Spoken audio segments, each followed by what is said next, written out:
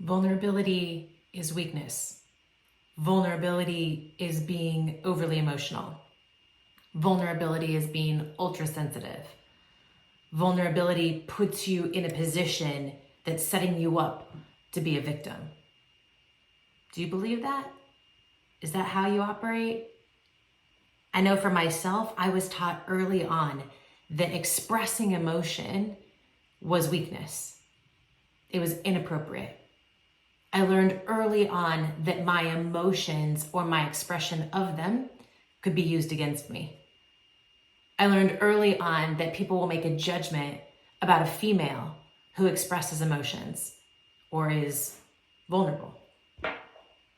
I made some correlations and made up some definitions in my head, subconsciously really, about what vulnerability is, where it's appropriate, when it's not appropriate, who should do it, who shouldn't do it, how I saw it, and I made some very distinct correlations and some conclusions about how I saw it played out in leadership and in business.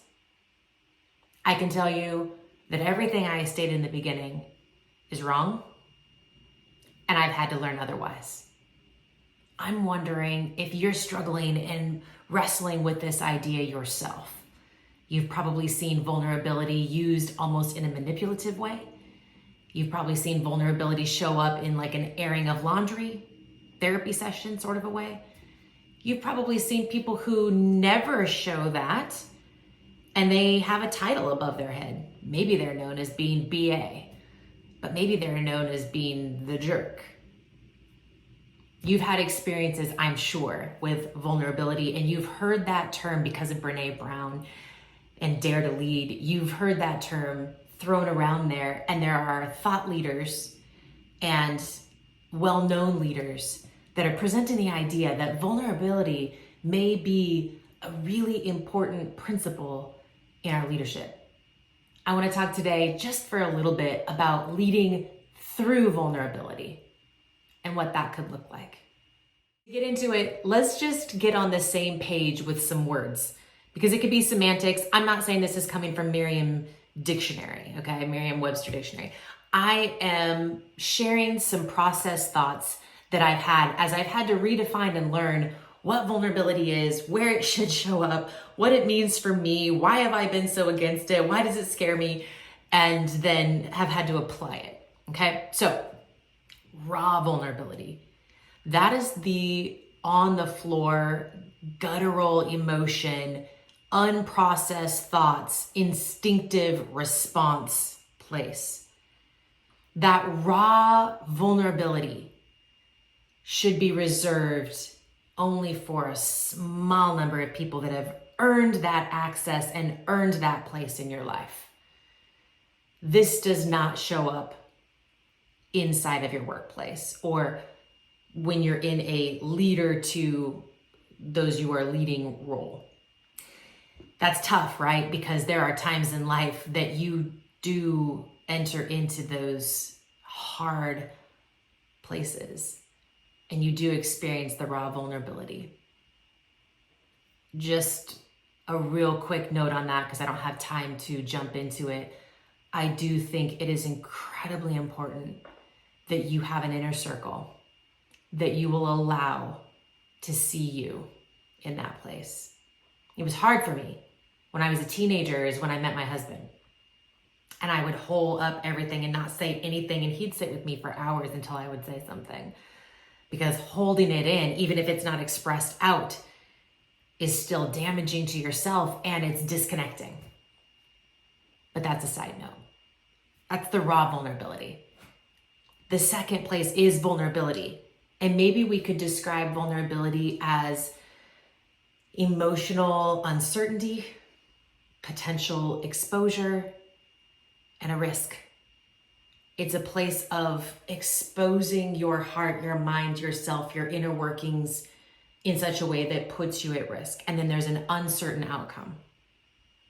Ugh, that just makes me crawl inside, right? Because maybe you're like me and you've had people use your vulnerability against you. You've had people use the stories you've told and turn it on you. and call you names or label you because of what was shared. Maybe you've had people judge you for the times that you were vulnerable.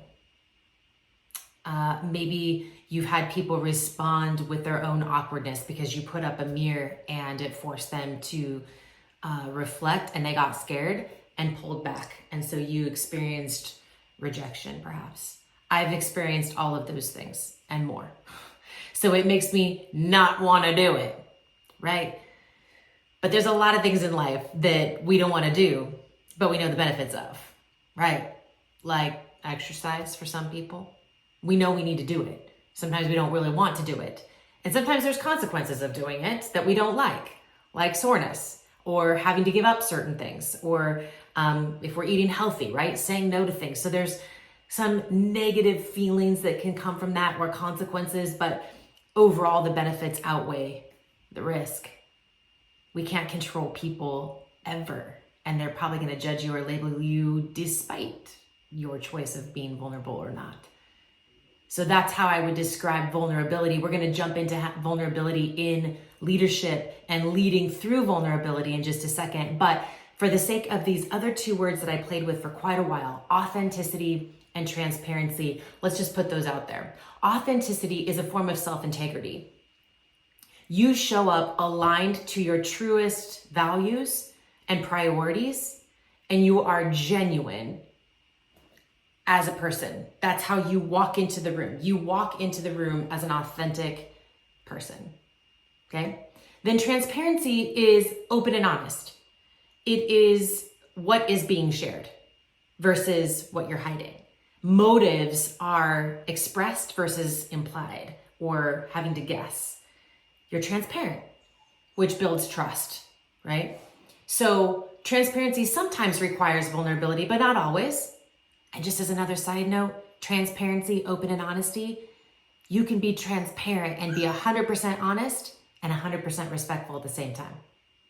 Okay, so now that we've got these words out there, let's jump into that one vulnerability spot and how it shows up in leadership and start the conversation there. Leading through vulnerability. We could say leading with vulnerability, but I want to specifically think about the words leading through vulnerability, because I think that we can use vulnerability to help us lead, to be a good leader. If two components that we know are necessary to be a good leader, and there's more than two, but if two that we could talk about today, agree upon, is that there needs to be some competency, but there also needs to be connection. Vulnerability will help to establish connection. Some of us focus way too much on the competency. That's something that I've been contemplating here lately. I was recently asked, why do you feel like you need to be an expert? It's a good question to ponder. I also question whether we can truly be expert at anything. It's semantics. I think we can be very good. There would be people that would say you could become an expert if you spend 10,000 hours of practice on this one thing. I think we can all have a lot of knowledge and experience, absolutely, and we can have an area of expertise. But I think that there's always room to grow. I would hate to label myself as an expert and think that I've arrived somewhere. However, having that as a goal or being the expert in the room to solidify the value or to solidify trust is the wrong way to go about it. I think some of us have learned that we've been rewarded for being the one who knows. We've been rewarded in one way or another for being the one who has an answer or who can solve a problem or who can get something done. So because of those rewards, whether it was acceptance or promotion or respect or friendship, no matter what it was that we got rewarded with, we learned that if we perform, if we become this expert, if we are competent, then we get this position. I think it's somewhat true. However, if you want to lead and not just have position, because you could have positional authority and tell people what to do all day long, and you will build a compliant culture. They will do what you say to do because you're the expert, you're the leader, you're the boss, and they're very vulnerable to you because what you decide affects their future, and they will do what you tell them to do. But is that the culture that you want to build? It's not what I want to build. And so being the smartest one in the room, being the expert, say, being the one that has the most competence, and accidentally setting yourself up that way disconnects rather than connects. So vulnerability is a way to actually build trust and connection.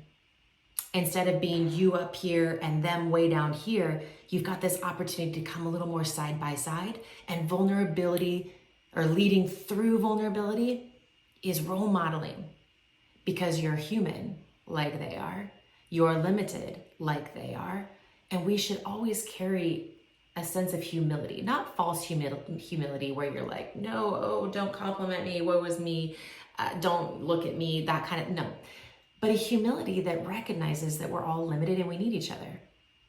A humility that acknowledges that we make mistakes and we don't always know and we're not perfect and we need help and we need grace like everyone else. And so when you lead through vulnerability, you're using vulnerability in the appropriate places for the benefit of the people. Not to benefit yourself, because this isn't a therapy session. You're using vulnerability to help you establish connection. So here's the question that we can ask ourselves when we're contemplating, should I be vulnerable? We ask ourselves this: why would I be vulnerable? Why would I share transparently, open and honest about this thing that is perhaps unprocessed? What will it help to accomplish? Who will it help? Those are the types of things, starting with the why would I share it, if we barrel it down, if the answer to that question helps establish connection, then it's probably a good time to use vulnerability, to be brave in vulnerability. Then how you share it, not just what you share, but how you share it, is equally important. If we just come and say, my world's falling apart, I have no idea what to do, and I'm broken, I need you all to just pray for the future of this business because I am lost. If you share that, that's a little bit more of the raw vulnerability, right? It's guttural, not thought through, unprocessed, and you're not leading through it. But if you show up, we saw this when the pandemic hit, where leaders were leading through vulnerability because we were all acknowledging, we've never been here before. I don't know what to do. I don't know what the future holds. That's out of our control. I'm limited by some things that we weren't limited in before. The way that we did business cannot be the way we do business now, and I don't have the answers. I'm at a loss, and we're taking a hit in this season. However, there are opportunities that are lying within this shakeup. There's opportunities that are behind what we're looking at because there are still problems to solve, and we are positioned as problem solvers that have solutions. So together, if we put our heads together and allow ourselves to be creative and allow this shakeup to cause us to have new vision, it may unlock some things that needed to be unlocked a long time ago. It may move us into places that we needed to go, but this is the thing that will launch us there. Do you hear the difference? I think people did that. There were some good leaders that did that during the pandemic that admitted we didn't know what to do, but they looked for opportunity together. And they admitted that it was hard. And they shared that maybe they needed to have some shared experiences and some open, honest, transparent communications about where people were at and what they were thinking and how it was affecting them. So there's probably a lot of transparency that had to happen for businesses during that time. And it probably included a lot of vulnerability. So the leaders that were brave enough and willing to take the risk of being exposed and were humble enough to go, I'm going to need my team here to look for the opportunities, but also would then lead to go, we've got vision, we have potential. If we do this together, this could mean something big for us. It's role modeling that you can be both vulnerable and strong. You can be both exposed, but shielded. You can be in process, but make progress. They can happen simultaneously. And what that can do then, if you're leading through that vulnerability, it can establish a human connection that we know is so important for leadership. So if you're like me and you're going to err on the side of coming up with answers, being the problem solver, being the fixer, even when you don't know, if you're always going to be tempted to put your best foot forward and to show up at your best with the appearance that nothing is a struggle, if that's your temptation, like it is for me, then we have to get intentional. We have to get intentional about connection. And vulnerability is one thing that breeds connection, but it definitely creates good soil for it when you lead through vulnerability. So if you're like me, we have to then, with our intention, analyze, have I been vulnerable and transparent with the people that I'm leading? When was the last time? Maybe we need to get into a regular rhythm of evaluating. Is there connection happening here? Is it a superficial connection, or am I developing a deep trust within this team? If you feel like maybe there's a little shallowness to the level of connection or trust, maybe, perhaps, there's some vulnerability lacking. If people aren't coming to you and trusting you, or they're afraid to fail in front of you, or they feel like if I fail, there will be bad consequences, maybe you haven't expressed that failure is okay and you do it yourself. Those are just some places that you and I can intentionally evaluate. Is vulnerability an opportunity? Or is there an opportunity for vulnerability that can help me lead well and help lead these people into their best and help build a culture of high trust? I'd be curious to know your stories of vulnerability used well, vulnerability not used well, but then the things that you've learned about showing up, using vulnerability and leading through it. And maybe some measures, if you have some measures and some indicators of when you haven't been vulnerable and you're holding back, and maybe some signals, some red flags that you're holding back, and then times that maybe you need to pull back and do less. Be curious to hear how you've processed it. Because I think there's a lot of leaders out there that they might agree with you and I that it's necessary, but they just don't know how. And we hesitate because of all of the consequences that it could bring. Share with me. I'd love to know your story. What you and I both know, though, is that we're called to leadership. And leadership is based and built on relationship. And relationship needs to be established through connection and trust.